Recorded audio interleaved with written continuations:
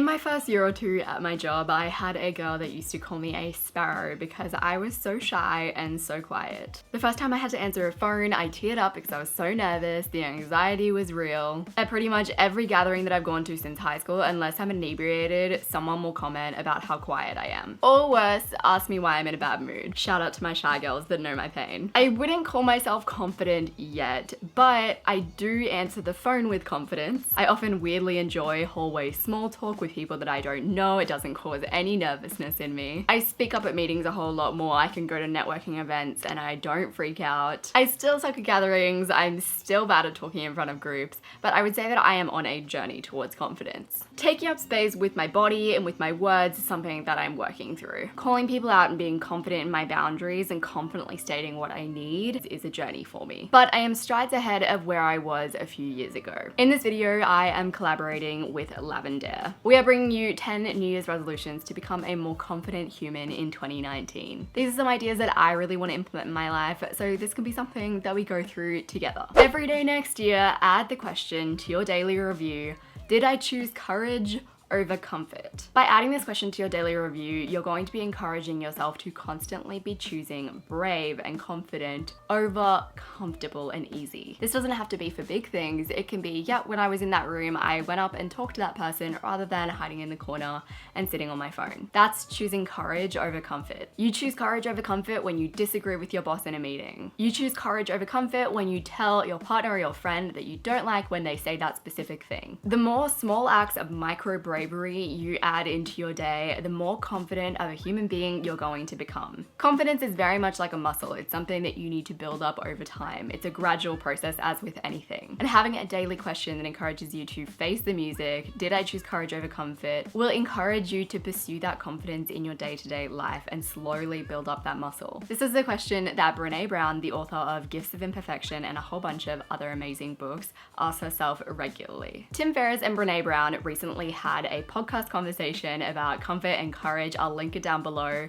He mentioned that one of the most highlighted phrases in his books is, a person's success in life can usually be measured by the number of uncomfortable conversations he or she is willing to have. The second New Year's resolution idea is to create a game plan to build confidence in specific areas. Confidence is a really strange thing because I might feel really confident putting out a video to thousands of people that I don't know on the internet. On the other hand, if you put me in a conversation with a dude my age that wears high socks and Vans, I would struggle to make words come out of my mouth. If you want to build your confidence socially, create a game plan filled with small wins to help you to build your confidence socially. And that's going to look very different than a game plan to build your confidence in driving or in a certain sport. Whatever your identity is right now, whatever identity you associate with, whether that be, I'm a person who is a people pleaser, I am a person who has low confidence, I'm a person that is bad at this certain sport. You only really believe in that identity because you have proof of that identity. So that's why you need to start creating new proof to build confidence in the direction that you want to be going in. As James Clear says in Atomic Habits, every action that you take is a vote towards the type of person that you wish to become. As the votes build up, so does the evidence of your new identity. So put together a list of small votes towards your new identity as a person who is confident in sports, confident in social situations, confident in meetings at work. Revisit your gameplay regularly to keep it fresh in your mind and keep on pursuing confidence in 2019. The next idea is to create and keep a self-compassion journal. So this might not sound directly related to confidence, but it's sort of something to support your confidence journey. I've talked pretty extensively about self-compassion before. I'm gonna link a video up here and down below. It's called How to Be Nice to Yourself. It's one of my favorite videos that I've done in the last few months. Self-compassion is basically extending compassion to yourself when you feel less than, when you feel inadequate, when you feel incompetent. It's being a literal friend to yourself in times of struggle and also dissociating behavior from you as a human being. This is going to be really helpful on your journey towards confidence because you know what? Throughout your confidence journey, there are going to be times when you pursue confidence and then you end up feeling not so confident. Something will go wrong, you'll interpret something that you do as a mistake or dumb, or you just won't be happy with your behavior. And in those times, you need to develop a voice that is the opposite of self-berating, but instead is filled with self-compassion. So to develop that voice in 2019, keep a self-compassion journal. This can be something that you visit every single day. It can be something that you visit only when you have a time time where you feel you need it. It can be something you revisit every week. It'll 100% up your levels of self-love and understanding, which I think is also a part of confidence and being a confident person. I'll have the link to Kristen Neff's website down below. She has a whole bunch of self-compassion resources that you'll find helpful. Live by your personal policies in 2019. I've talked about personal policies at length before. I'll have my video on practical ways to pursue self-love up here down below. I think they're great because they are kind of like a shortcut to being able to confidently tell people what you will and you won't do. Some examples of personal policies.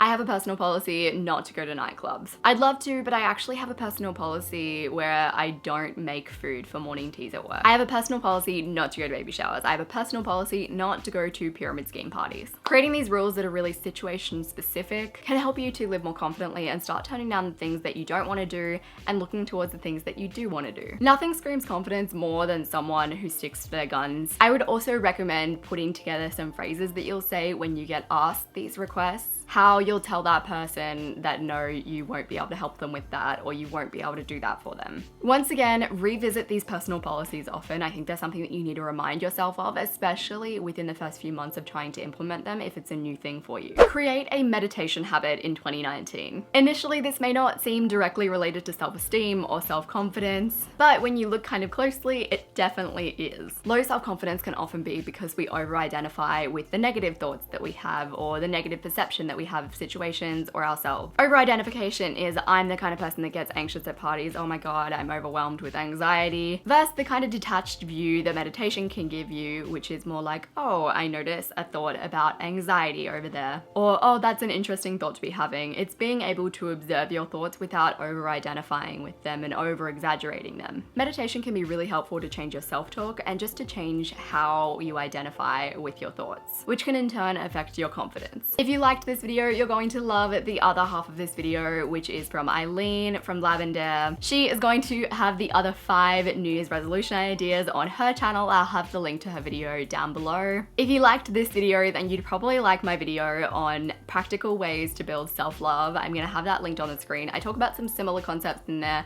as well as some other concepts, and I feel like it really strongly links with building confidence, so it could give you a few more New Year's resolution ideas to build your confidence in 2019. Subscribe to my channel if you haven't already. I appreciate you guys so much, and I will see you soon.